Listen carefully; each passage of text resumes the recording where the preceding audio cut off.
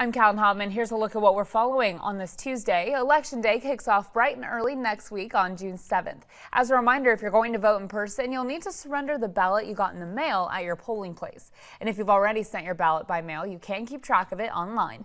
And the County Elections Department says it needs your help to make sure everything runs smoothly on Election Day. They say they're still dealing with a shortage of volunteers to help at polling places. Poll workers help set up the polling sites the night before, open the booth in the morning, make sure people comply with rules, and ensure that each person only votes once. To apply to become a poll worker, you do have to be a registered voter or a student and attend a 3-hour-long training session. To apply, find the applications on the elections website. And if you're planning on dropping off your ballot instead of sending it by mail, you can find official drop boxes across Kern County. There are 4 drop boxes in Bakersfield, and we've listed ones for Arvin, California City, and Delano there on your screen. In addition to those drop-offs, you can take your ballot to any polling site on Election Day. LA fire crews are fighting a brush fire near the Bouquet Reservoir just north of Santa Clarita.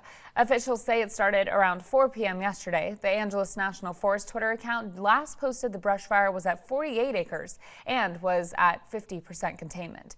CHP has shut down Bouquet Canyon at Spunky Canyon until further notice. Well, we're definitely getting a little warm out there this week. Let's bring in 23 ABC's Veronica Morley for a check of our forecast.